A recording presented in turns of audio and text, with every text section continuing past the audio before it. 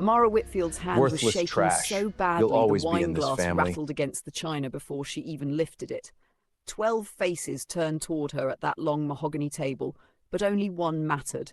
Richard Cross, patriarch of one of the wealthiest black families on the eastern seaboard, was staring at her the way a man stares at something he's about to scrape off his shoe. He set down his fork. The room went quiet enough to hear the ice shifting in the crystal pitcher. "Worthless trash," he said, loud enough for the caterers to hear. "That's what you are, and that's what you'll always be in this family." Julian froze beside her, his jaw tight, his hand halfway to hers and not quite reaching it. Amara didn't cry. She didn't raise her voice. She simply folded her napkin, set it beside her plate with the precision of someone closing a business meeting, and smiled. A smile that made Richard's daughter, Vanessa, go pale, because she was the only other person at that table who knew exactly who Amara really was. Nobody else in that dining room understood that the woman Richard Cross had just humiliated held something in her possession that could end his empire before the sun rose. Before you keep watching, hit subscribe, drop a like, and tell me in the comments where you're watching from tonight, because what happens next in this story is the kind of reckoning you don't forget. 3 months earlier, Amara Whitfield had been nobody to the Cross family. A quiet, sharp-eyed woman Julian brought home from a downtown office building nobody in his circle recognized. She wore tailored blazers that weren't designer, drove a car that wasn't new, and answered questions about her job with vague, polite deflections that Richard's wife, Denise, found suspicious from the very first dinner. "What is it you do again, dear?" Denise had asked, swirling her wine. "Risk consulting," Amara had said simply, and left it there. What none of them knew, what Julian himself didn't fully understand, was that Amara Whitfield ran point on the most sensitive turnaround division at Ashford Meridian, the private equity firm quietly holding $400 million in distressed debt tied to Cross Development Group. Richard's empire of luxury condominiums and waterfront hotels wasn't the untouchable fortress the tabloids described. It was a house of cards propped up by refinanced loans, and Amara had spent 11 months studying every crack in its foundation, without a single person at that table knowing her name was already written into the fate of everything they were eating dinner in. She had fallen in love with Julian before she ever traced the debt back to his father. That was the part that ate at her at night, the accidental collision of her professional life and her personal one. A secret she carried like a stone in her chest every time Julian kissed her forehead and told her his family would come around eventually. She believed him, mostly. She wanted to believe him. But there was a wariness in Richard's eyes from the very beginning, a calculation, as if he sensed something about her he couldn't name, and it made her skin prickle every time he looked at her too long. The first crack in the family's fragile tolerance came at Easter, when Richard asked almost casually what her father did for work. "He drove a delivery truck for 30 years, Amara said, steady and unashamed. Richard's mouth twitched. "Hard-working man," he said, in the tone people use when they mean the opposite. Denise changed the subject. Vanessa, Julian's older sister, caught Amara's eye across the table with something that looked almost like sympathy, and something else Amara couldn't quite place yet, something closer to recognition. It was Vanessa who found her 3 weeks later in the parking garage beneath Ashford Meridian's headquarters, waiting by Amara's car with her arms crossed and her expensive coat pulled tight against the cold. "I know who you are," Vanessa said without preamble. "I know what you do. I've seen the folder with our company's name on your desk." Amara's stomach dropped, because Vanessa wasn't supposed to know, wasn't supposed to have access, wasn't supposed to be standing there at all. "You have 2 options," Vanessa continued, her voice low and urgent. "Tell my father the truth yourself, or let me do it for you. And trust me, you don't want me to be the one who does it." Amara didn't sleep that night. She lay awake replaying every dinner, every clipped comment from Richard, every warm and oblivious smile from Julian, and she understood with a sick certainty that the collision she'd been dreading was no longer avoidable. Somebody was going to say the truth out loud, and it was only a matter of who and when and how much damage it would do before anyone had the chance to explain it right. She chose to tell Julian first. She owed him that much. They sat in his apartment with the city lights bleeding orange through the windows, and she told him everything. Her role at Ashford Meridian, the debt package tied to his father's company, the audits she'd quietly run for almost a year before she ever knew his last name was Cross. Julian didn't yell. He went very still, the way people go still when the ground has shifted beneath them and they're trying to figure out if it's actually moving or if it's just them. "You've known this whole time," he said finally, "and you let me bring you into their house." "I didn't know how to tell you without it sounding like I was using you," Amara said, her voice cracking for the first time.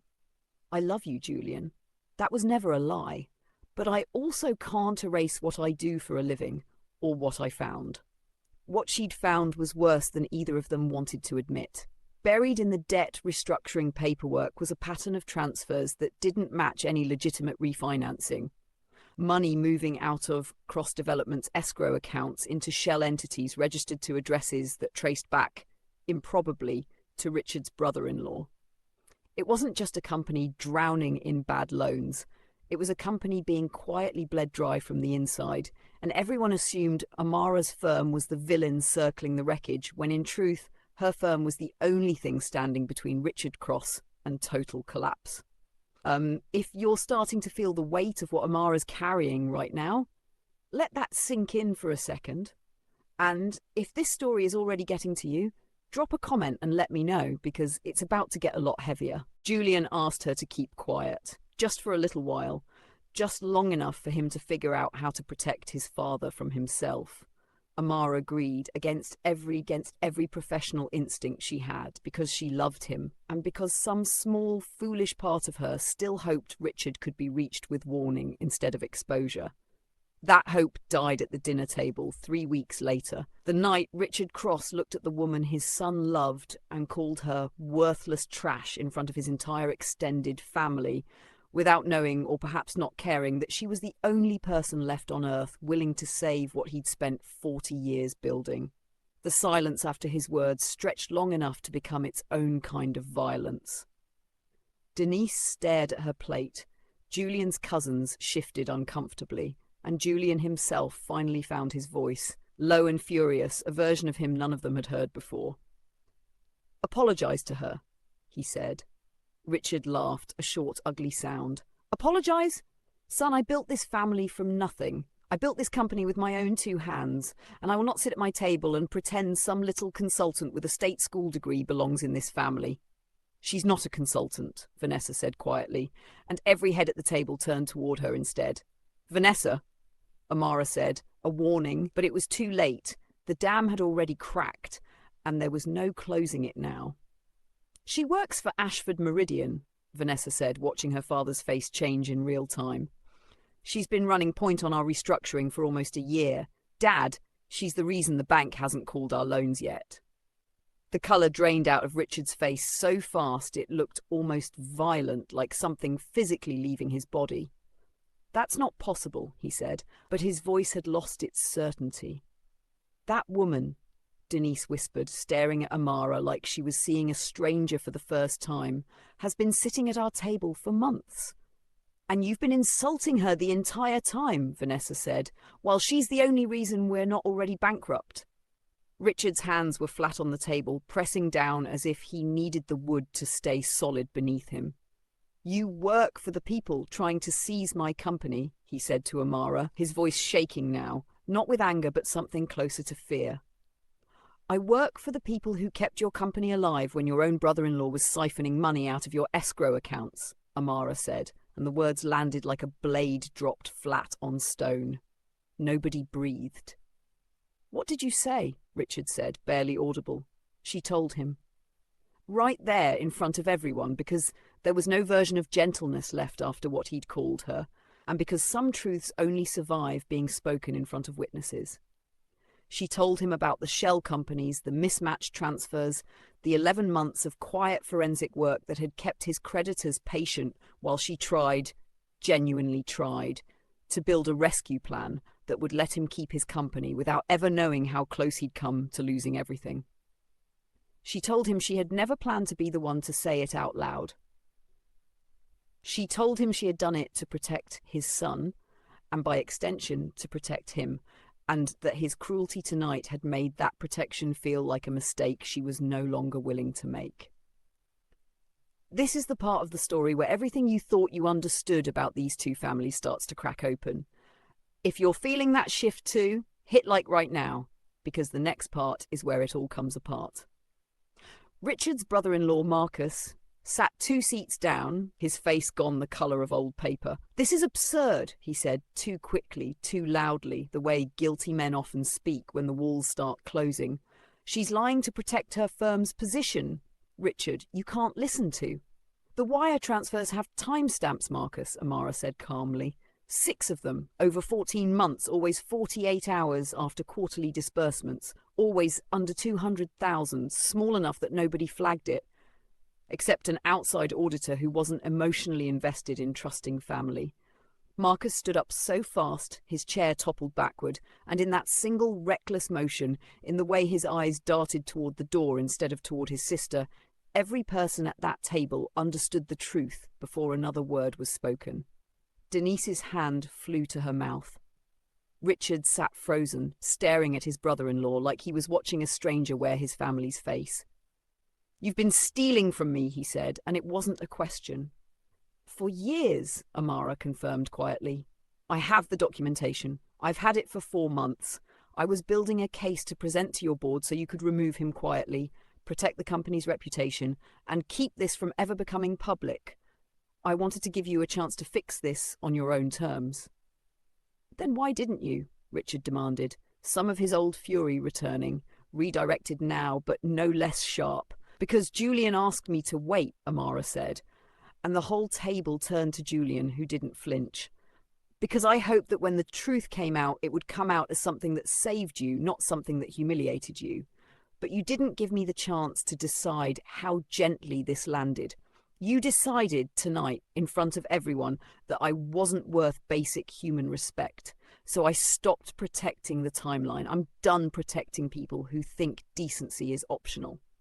If you've ever been underestimated by someone who had no idea what you were actually capable of, comment below, because Amara's about to show this family exactly what that feels like." Marcus bolted for the door, and 2 of Richard's security staff, without needing to be told, blocked it before he reached the handle. Whatever calculations he'd been running, fleeing the country, hiring a lawyer, denying everything until the accusations faded, collapsed the moment he realized the room had already decided who to believe. Richard turned back to Amara, and for the first time since she'd met him, there was no arrogance left in his face at all. Just an old man realizing how much he'd nearly lost and how badly he'd treated the one person standing between him and ruin. "Why?" he asked, and his voice cracked on the single word. "Why would you protect a family that treated you like this?" Amara looked at him for a long moment before she answered. "Because Julian loves you, even when you don't deserve it. Because I know what it's like to be underestimated by people who think a person's worth comes from where they went to school or how much money their father made. My father drove a delivery truck for 30 years, Mr. Cross, and he taught me that dignity isn't something rich people get to hand out or take away. I was never trying to save your company for you. I was trying to save it so Julian wouldn't have to watch you lose everything you spent your life building, even the parts of you that don't deserve saving." The room was silent except for Denise's quiet crying and the sound of Marcus being escorted out by security, his protests trailing behind him down the marble hallway like smoke. Richard sat with his hands pressed against his face, and when he finally lowered them, something in his expression had genuinely broken open. Not performative regret, but the real, unglamorous collapse of a man forced to see himself clearly for the first time in decades.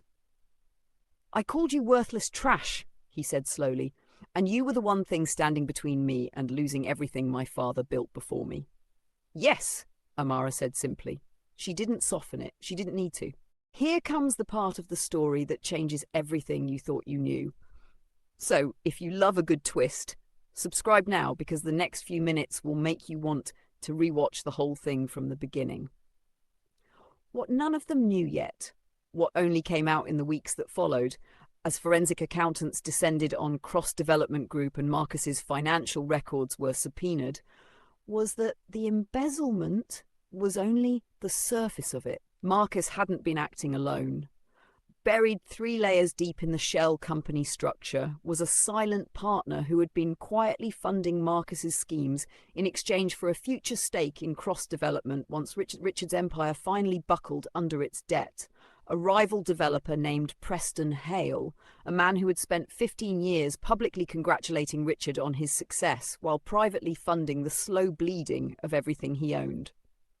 The revelation detonated across the local business press within days, turning what could have been a quiet, humiliating family scandal into a very public reckoning that Preston Hale never saw coming, because he never imagined the woman he considered an anonymous line item on someone else's balance sheet would be the one to unravel him. Amara sat across from Richard 3 days later in his office, the two of them alone for the first time since that dinner, a stack of documents between them instead of a dinner plate. "I could have let your board find this on their own," she said. "I could have let Ashford Meridian call your loans the moment I discovered the fraud, the way most firms would have. Instead, I built you a bridge." Richard nodded slowly, studying her the way he should have studied her months ago. "Why didn't you tell me who you were the moment Julian brought you home?" he asked. "Would it have mattered?" Amara asked back. "Or would you have decided I was after your money before you ever knew what I actually did for a living?" He didn't answer, because they both already knew the truth. This is the moment the story asks you the real question underneath everything. If this is hitting you the way I think it is, comment your thoughts below, because I want to know if you saw this coming. In the months that followed, Cross Development Group survived, restructured, leaner, its board reshaped, Marcus facing charges, Preston Hale's own empire quietly unravelling as investigators traced the same shell network back to 3 other victims he'd been bleeding for years. Richard Cross, humbled in a way money had never managed to humble him, began showing up to family dinners differently, quieter, more careful with his words, watching Amara now not with suspicion, but with something that looked awkwardly and imperfectly like respect he didn't quite know how to voice yet. Denise apologized to Amara privately, tearfully, admitting she'd been so afraid of losing her son's affection to an outsider that she'd let her husband's cruelty go unchallenged for far too long. Vanessa and Amara became something like allies, then something like friends, bonded by the night they'd both risked everything to force a family into honesty. And Julian married her 11 months later in a small ceremony that Richard Cross stood through with tears he tried and failed to hide. And when it came time for his toast, he didn't talk about legacy or business empires or the family name. He talked about a woman his family had once called worthless, who turned out to be the only person willing to fight for them when they least deserved it. And the lesson he said he hoped every person in that room would carry long after the night ended. That the value of a human being was never something you could read off a resume, a zip code, or a bank statement, and that the people you dismiss too quickly are sometimes the very ones quietly holding your entire world together. Before you go, subscribe, share this story with someone who needs to hear it, and tell me in the comments the biggest lesson you're taking away tonight. Because somewhere out there, someone is being underestimated right now by people who have no idea what they're truly capable of. And maybe, like Amara, they're closer than anyone realizes to changing everything.